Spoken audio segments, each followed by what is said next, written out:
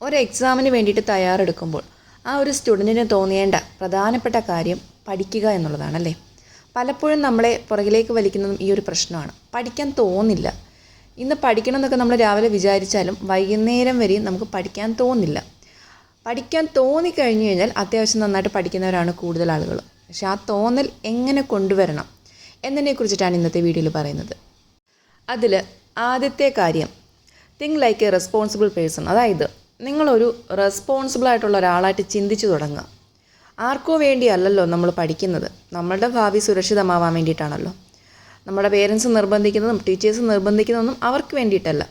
അതുകൊണ്ട് പഠിക്കുന്നത് നമുക്ക് വേണ്ടിയിട്ടാണ്, നമ്മളുടെ ഉത്തരവാദിത്തമാണ്. നമുക്കിപ്പോൾ വേറെ ജോലിയൊന്നുമില്ല, പഠിക്കുക എന്നുള്ളത് മാത്രമാണ് നമ്മുടെ പ്രധാന ഉത്തരവാദിത്തം. സോ അതിനോട് നമ്മൾ മാക്സിമം കൂറ് പുലർത്തുക, അല്ലെങ്കിൽ ഡെഡിക്കേറ്റഡ് ആവുക. ഞാൻ എന്തായാലും പഠിച്ചിരിക്കും. എപ്പോഴും അതിൻ്റെ കാര്യത്തിൽ ഒരു വിട്ടുവീഴ്ചയും വരുത്തരുത്. എപ്പോഴും ഒരു റെസ്പോൺസിബിൾ പേഴ്സണായിട്ട് മാത്രം ചിന്തിക്കുക. നിങ്ങളെ ഉന്തിത്തള്ളി പഠിപ്പിക്കാനൊന്നും ആരും വരികയില്ല. 1-2 വട്ടം നിങ്ങളെ വഴക്ക് പറഞ്ഞേക്കാം, പിന്നെ അവരുടെ വഴിക്ക് പോകും. അപ്പോൾ ആരും നിങ്ങളെ ഫോഴ്സ് ചെയ്യാനോ മോട്ടിവേറ്റ് ചെയ്യാനൊന്നും എപ്പോഴും ഉണ്ടാവില്ല. നിങ്ങൾക്ക് വേണമെങ്കിൽ നിങ്ങളുടെ ലൈഫ് സക്സസ് ആവണമെങ്കിൽ നിങ്ങൾ വേണമെങ്കിൽ പഠിക്കുക. സോ നിങ്ങളൊരു റെസ്പോൺസിബിൾ പേഴ്സൺ ആയാൽ തന്നെ എന്നും പഠിക്കാൻ ഉള്ള ഒരു മോട്ടിവേഷൻ ഉണ്ടാവും. രണ്ടാമത്തെ കാര്യം, ഏത് രീതിയിലാണോ നിങ്ങളെ ചിന്തകൾ മോട്ടിവേറ്റ് ചെയ്യുന്നത് ആ രീതിയിൽ ചിന്തിക്കുക. അതായത് നിങ്ങൾക്കിപ്പോൾ ഒരു പരീക്ഷയ്ക്ക് വേണ്ടിയിട്ട് പഠിക്കണം. ജസ്റ്റ് പഠിച്ചാലോ അല്ലെങ്കിൽ പരീക്ഷ എഴുതിയാൽ മാത്രം പോരാലോ. അതിൽ റാങ്ക് വാങ്ങണം, ജോലി വാങ്ങണം, ഒരുപാട് ആഗ്രഹങ്ങൾ ഉണ്ടാവും. അതിനെക്കുറിച്ച് കൂടുതൽ ചിന്തിക്കുക.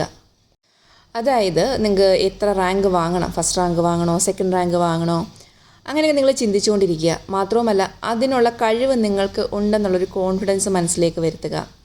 നിങ്ങളുടെ ജീവിതത്തിൽ ഇത്രയും നാൾ നിങ്ങൾ നേടിയിട്ടുള്ള നേട്ടങ്ങളെക്കുറിച്ച് ആലോചിക്കുക.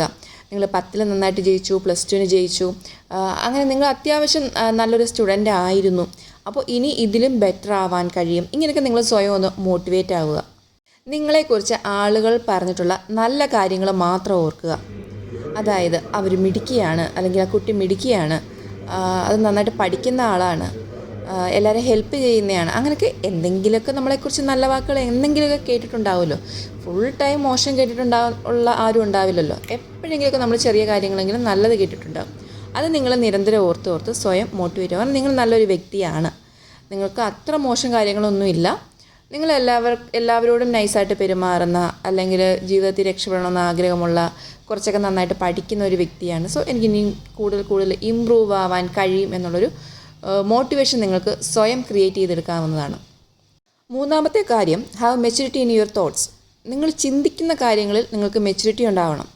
അതായത് പലപ്പോഴും ഒരു സ്റ്റുഡൻറ്റിനെ സംബന്ധിച്ച് എൻ്റെ ഫ്രണ്ട്സ് എല്ലാം നന്നായിട്ട് പഠിക്കുന്നുണ്ട്, എനിക്ക് പഠിക്കാൻ കഴിയില്ല, ഇനി ഞാൻ പഠിച്ചാൽ അവരുടെ അത്രയും എത്തില്ല, ഞാൻ പഠിക്കുന്നതാണോ പരീക്ഷയ്ക്ക് വരുന്നത്, എനിക്ക് ജോലി കിട്ടാൻ ചാൻസ് ഉണ്ടോ, എനിക്ക് റാങ്ക് കിട്ടാൻ ചാൻസ് ഉണ്ടോ, സംശയമല്ലേ, എനിക്ക് സമയം കിട്ടുന്നില്ല, ഇങ്ങനെ പല നെഗറ്റീവ്സ് നമ്മുടെ മൈൻഡിലുണ്ടാവും അല്ലേ.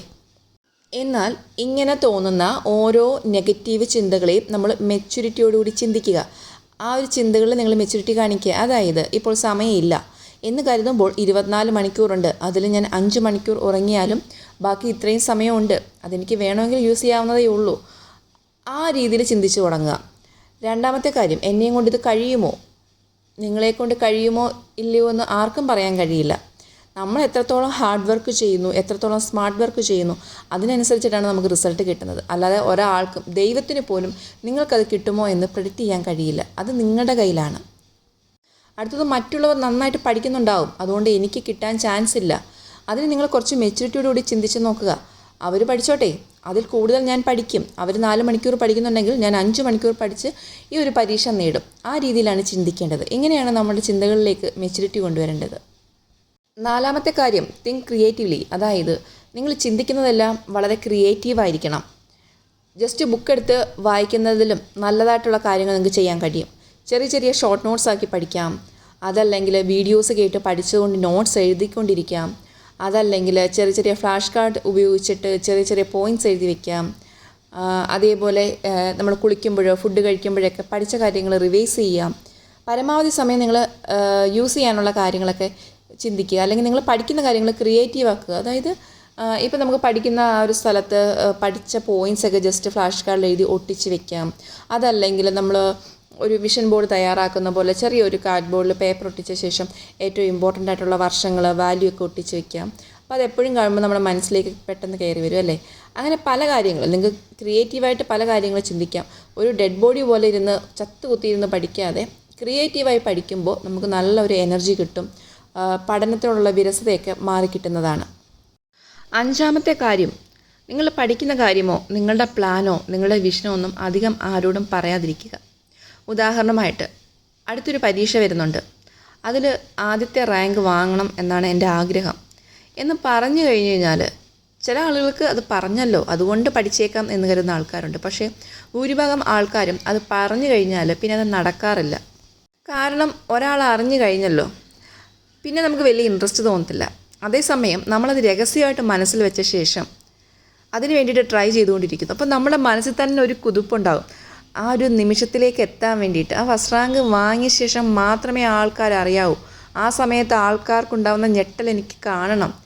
എൻ്റെ റിലേറ്റീവ്സിനും ഫ്രണ്ട്സിനും എൻ്റെ പേരൻസിനൊക്കെ ഉണ്ടാകുന്ന ഞെട്ടൽ എനിക്ക് കാണണം. സോ ഞാനിതൊന്നും റിവീൽ ചെയ്യില്ല, അത് സസ്പെൻസായിട്ട് വെച്ചേക്കാം. അതിന് വേണ്ടിയിട്ട് രഹസ്യമായിട്ട് പഠിച്ചുകൊണ്ടിരിക്കുക. അതൊരു ത്രില്ലാണ്. ആ രീതി കൂടി നമുക്കൊന്ന് ട്രൈ ചെയ്ത് നോക്കാം. പലരും പറയാറില്ലേ നമ്മൾ ചെയ്യാൻ പോകുന്ന കാര്യങ്ങളൊന്നും ആരോടും പറയാൻ പാടില്ലെന്ന്. ഏത് കാര്യം, ഇപ്പം ഒരു കാറ് വാങ്ങുന്നു, എന്ത് കാര്യമാണെങ്കിലും അത് നടക്കില്ല എന്നൊരു വിശ്വാസം ഉണ്ടല്ലേ.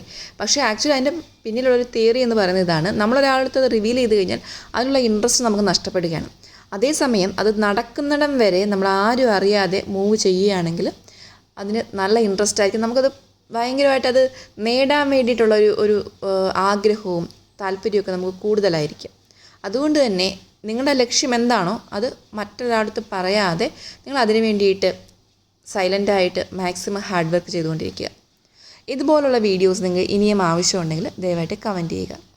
ഞാൻ എഴുതിയ motivation book out of stock ആയിരുന്നു. വീണ്ടും അത് റീസ്റ്റോക്ക് ചെയ്യാൻ ഉദ്ദേശിക്കുന്നുണ്ട്. ബുക്ക് ആവശ്യമുള്ളവർ താഴെ പറയുന്ന മെയിൽ ഐ ഡിയിലേക്ക് മെസ്സേജ് ചെയ്താൽ മതി.